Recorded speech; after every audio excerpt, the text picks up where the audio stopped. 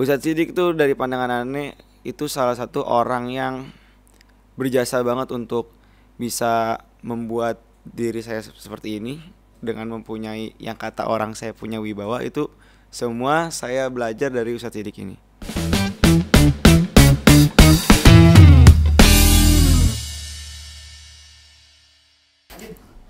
Assalamualaikum warahmatullahi wabarakatuh. Ya, kembali lagi di podcast Sekolah Impian. Mungkin kali ini dengan host yang berbeda. Ya, pada malam kali ini kita kedatangan seorang bintang tamu yang bernama Bang Irsyad. Halo Bang, apa kabar? Alhamdulillah baik-baik. Kabaran antum sendiri gimana? Alhamdulillah, aneh baik juga Bang. Gimana sih Bang rasanya diundang ke podcast Sekolah Impian sekarang ini? Rasanya diundang ke podcast Sekolah Impian, yang pertama pasti senang dan menjadi pengalaman pertama lah untuk kita bisa sharing di podcast seperti ini. Oh, jadi ini pengalaman pertama ente ke podcast. Ya betul. Semoga kedepannya ente bisa ini lagi. Oke. Kalau boleh tahu ente asal mana Bang? Saya pribadi asal dari Bandung dan besar di Bandung, dan sekarang kelas 12 sedang merantau di Kota Bogor. Oh, dari Bandung. Mungkin ente aneh boleh tahu cerita pendidikan ente dari TK sampai sekarang? Cerita pengalaman hidup dari TK sampai sekarang. Saya sendiri TK asal di Bandung, tetap di Bandung, terus maju ke SD masih sekitaran rumah juga. Habis itu SD saya masuk ke SMP, bukan ke SMP kayak teman-teman saya kebanyakan masuk ke SMP negeri, ke sini. Saya enggak. Di situ saya orang tua tuh sudah menjuruskan saya ke sekolah keagamaan yang biasa sering disebutnya pesantren gitu. Oh, langsung pesantren. Di situ saya pertama mikirnya kayak malas juga kalau tiba-tiba langsung terjun ke agama, tapi kalau dicoba juga boleh gitu. Dan ternyata orang tua nyuruh saya masuk pesantren, dan saya yang hari demi harinya mencoba untuk ikhlas, dan pada akhirnya saya masuk juga pesantren di SMP, dan itu masih sekitar 10-15 kilo dari rumah lah.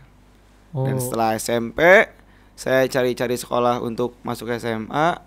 Akhirnya saya memutuskan untuk merantau ke Kota Bogor ini. Saya dapat info di Kota Bogor tuh ada sekolah yang oke lah gitu. Berarti ente asal pertama kali masuk pesantren tuh terpaksa dulu gitu? Awalnya terpaksa karena suruhan dari orang tua ya. Pasti semua orang bakal ngerasain awalnya terpaksa dulu, tapi lama-lama akan nyaman juga sih. Tuh gimana tuh Bang cara ente biar betah di pesantren, kan awalnya terpaksa? Untuk banyak orang-orang yang bilang pesantren itu gak enak, banyak terkekang gitu-gitu, itu mungkin mindset orang-orang umum. Kayak saya pertama masuk pesantren tuh mindset saya pertama tuh masuk pesantren kayak di penjara, dikurung gimana. Ternyata setelah masuk pesantren enjoy aja. Apalagi kita sehari-hari bareng temen, terus kemana-mana bareng temen, seru banget pokoknya. Jadi mindset sebelum saya masuk pesantren itu bisa saya bantai setelah saya masuk pesantren dan melakukan cari tahunya itu sendiri gitu. Oh, berarti kita harus nyoba dulu gitu di pesantren. Itu dia. Coba dulu sebelum berpendapat. Udah dicoba baru berpendapat gitu. Ente kan SMP di pesantren. Ada cerita-cerita yang masih ente kenang sampai sekarang gitu, yang sama ente di SMP?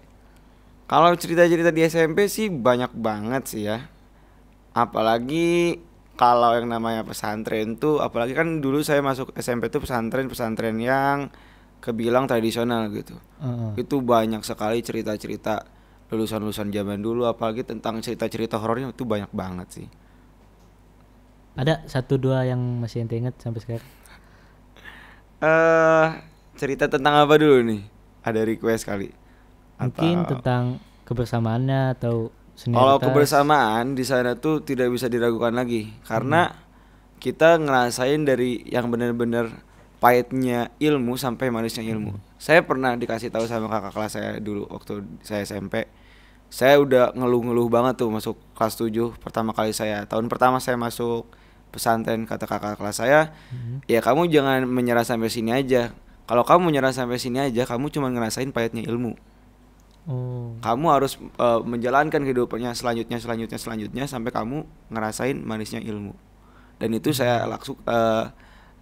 saya jalankan sehari-hari setiap harinya bersama teman-teman saya di sana. Oh.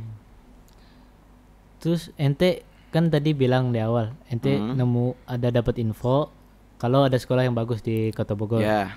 Itu kalau boleh tahu info dari siapa?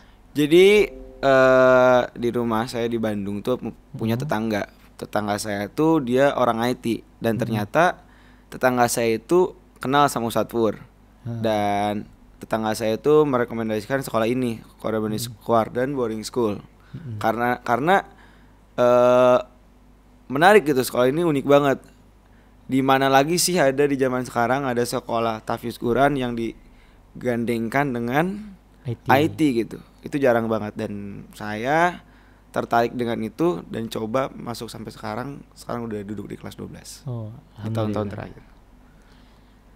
Seingat aneh nih Bang, waktu masih dulu ente pernah menjadi ketua OSIS atau yang di sini disebutnya OSQBIS. Iya. Di generasi pertama. Generasi pertama. Itu boleh tahu ceritanya jadi pertama kali jadi ketua OSQBIS gimana? Pertama kali saya masuk ke Korean Boarding School tuh kelas 10 semester 1. Saya masih belum terjun ke organisasi. Di pertengahan semester 1 saya mulai dipanggil sama guru-guru sini untuk coba masuk ke organisasi OSQBIS itu. Dan saya coba dan akhirnya di semester kedua saya mendapat amanat dari sekolah untuk menjadi ketua di OSQBIS ini. Dan selama 1 periode alhamdulillah saya menghandle itu dengan sekemampuan saya dan setenaga saya. Sebelumnya ada pengalaman jadi ketua atau jadi? Kalau pengalaman jadi ketuanya pribadi belum pernah, tapi waktu saya kelas 9 saya pernah dapat juga amanat untuk megang beberapa megang santri-santri SMP gitu. Jadi kan di sekolah saya itu di SMP saya itu ada SMP ada SMA. Nah yang SMP ini saya dapat kesempatan dan dapat amanat dari sekolah untuk megang untuk jadi kepalanya anak-anak SMP ini. Oh, berarti kurang lebih kayak OSISnya juga gitu. Iya. Nih Bang, ente kan sudah selesai jabatan jadi ketua OSQBIS. Terus dari pandangan santri-santri yang lain, ustadz-ustadz yang lain, ente tuh masih punya wibawa yang besar gitu sebagai pemimpin. Itu ada tipsnya nggak biar kita ngejaga wibawa kita gitu? Jaga wibawa. Kalau dengar kata-kata wibawa itu saya teringat banget sama salah satu guru saya yang sekarang udah keluar dari sekolah. Dia pernah siapa? Namanya Ustadz Sidik. Mungkin Ustadz antum tahu Iya. Ustadz Sidik. Ustadz Sidik tuh dari pandangan aneh itu salah satu orang yang berjasa banget untuk bisa membuat diri saya seperti ini dengan mempunyai yang kata orang saya punya wibawa. Itu semua saya belajar dari Ustadz Sidik ini. Karena dia dulunya lulusan dari apa tuh namanya? Dia pernah dari anggota Angkatan Laut yang kita udah tahu lah pasti terdidiknya kayak gimana gitu. Di situ waktu saya menjabat jadi ketua OSIS, saya dapat bukan beberapa tapi banyak banget ilmu-ilmu yang dia kasih tahu kepada saya. Salah satunya untuk cara jaga wibawa. Cara jaga wibawa itu yang paling penting kita harus tahu tempat. Kita tahu tempat ketika kita di kamar kayak gimana, harus bersikap kayak gimana, dan ketika kita bertugas di lapangan harus bersikap seperti bagaimana. Jangan sampai kebiasaan kita di kamar bersama teman-teman nih dibawa ke kebiasaan waktu kita kerja, waktu kita lagi tugas. Jadi waktu tugas tar bercanda-bercanda, waktu di kamar malah serius. Itu kan kebalik tuh. Jadi caranya atau tips untuk jaga wibawa, untuk bisa kelihatan wibawa depan orang-orang, kita harus tahu nih, kita harus tahu apa dan di mana tempat-tempatnya. Di mana kita serius dan di mana kita harus bercanda dan cair sama orang-orang lain.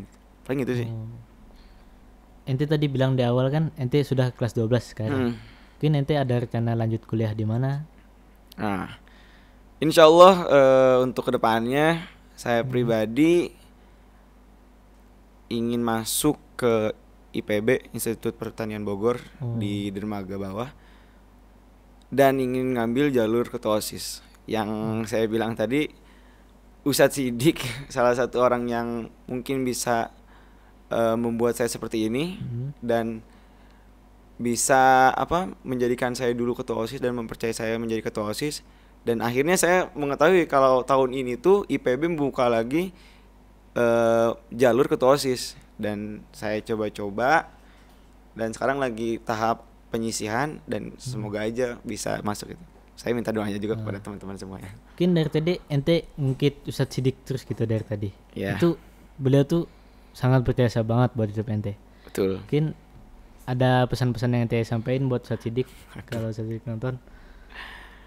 Mungkin buat Ustadz Sidik kalau lagi nonton video ini,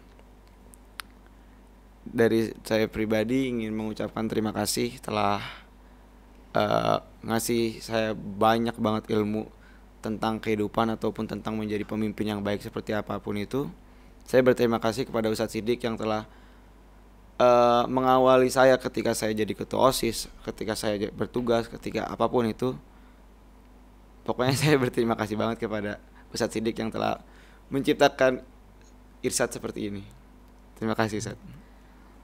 Ya, mungkin sekian dari saya Bang. Oke. Ya. Semoga kita bisa ketemu lagi ntar di next amin, episode amin. podcast Sip, kalian. oke. Ya. Makasih Bang. Sip. Ya. Ya, jangan lupa saksikan terus podcast Kolimpian dan nantikan video-video selanjutnya. Sekian, assalamualaikum warahmatullahi wabarakatuh.